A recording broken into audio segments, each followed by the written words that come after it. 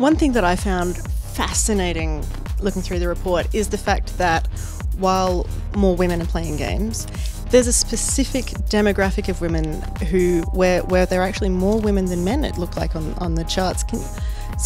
But we're not talking about young people in this particular instance. So we found this just 2 years ago when we did the 2015 report. And at the very end of the age spectrum, so we go from, sort of 1 to 4-year-olds, and then 5 to 14-year-olds, and then you just go through those age brackets, right? Obviously, as children get older, they play more. Then as we become adults and have to work and all of that, we play a little bit less, and then you get to later life. Well, there are a couple of big stories here. One is that 43% of people over the age of 65 play video games. That's up from 39% the last time we did the report. But last time we observed something absolutely mind-blowing. It was one of those moments where I went, this is all changing. And it's that from age 65 right through to later life, women play increasingly more than men. And in this study, we found that older women between 65 and, as far as we went, is 84, because there aren't that many at that other end, beyond 84. And we found that they actually are playing more than young teenage girls.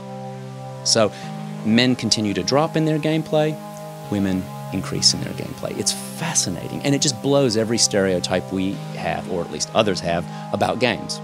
And that was one of these things where you looked at the numbers and went, no, can we check those? Oh, big time. In fact, one of the greatest worries about doing this research, we have 1,200 households every time we do the research, and we catalog everyone in the house, so that gives us about 3,100, 3,200, depends on the year, people in the study.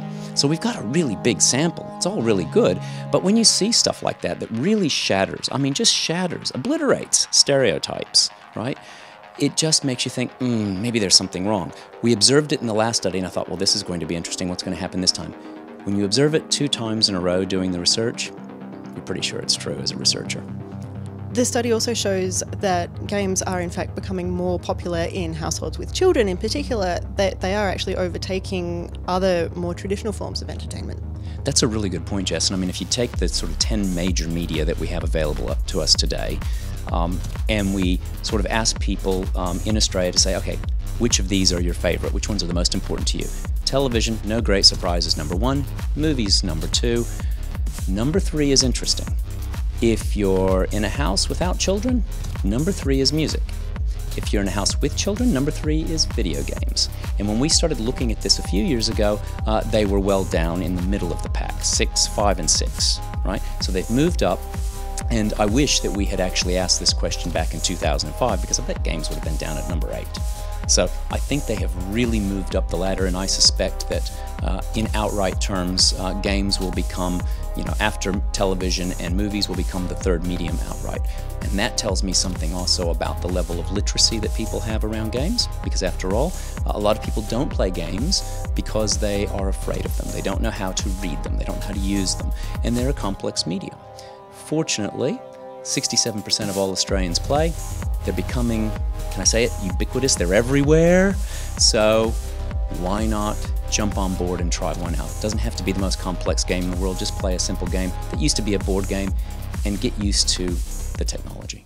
By playing games, we learn how to communicate together. We learn how to resolve disputes and arguments and things like that. And we learn to be competitive and sort of how to have fun together. So we've been playing games pretty much his whole life. We've been playing games together, and we've grown with it. So it's been, really good. We also noticed that gamers are becoming more social. You're playing online as a way of meeting new people, as a way of catching up with mates. However, there is still, 8% of gamers play completely offline, completely by themselves, and never interact with another person in a virtual world. I am one of those 8%. I don't. So how do you, Jeffrey Brand, how do you play games? Well, I guess I play games casually, mostly just at the moment, often just picking up the phone and indeed filling time. I am playing brain games because I've seen the evidence that they're actually good for you, so I want to keep that going. But I love virtual tourism. I love rich adventure worlds, and I like playing with other people. I'm not as competitive as I used to be, which is probably a good thing because my Twitch speed is declining. But I don't mind being on a ladder or a leaderboard, and I don't mind playing in a basically a sandbox world where maybe reaction time and scoping and shooting doesn't have to be something that I'm so bad at compared to the other players. As always, it is a fascinating, amazing read, and thank you for taking the time with your colleagues at Bond University to put this all together for us to dive into. Thank you very much, Jess. Thanks for covering it. And just note that if it weren't for the Interactive Games Entertainment Association, this research just wouldn't exist. They've been funding this now for 12 years, and it's given, I think, all of us an opportunity to better understand the world of video games. I think what I've seen is an amazing amount of change, but it's the same. I think in the 70s and 80s, there were just as many people playing games. They were just doing it at pubs and arcades. Now it's become more of a personal thing. Now we get, the biggest change is I can find a game for me. So there's more choice. And that's about it for this edition of Player Attack. Thanks for watching. Next week, we're taking a look back at some different aspects of gaming history, including the ratings and censorship debacle. In the meantime, you can catch us at playerattack.com. We're on Facebook, YouTube and Twitter. And if you've got something you want to say, send us an email, mailbox@playerattack.com, or just hop on our forums. Also, if you want to support Player Attack, you can find us on Patreon and help us bring you the latest in gaming news, plus all these wonderful interviews and reviews from the world of video games. Till next week, I'm Jessica Citizen, and this is Player Attack.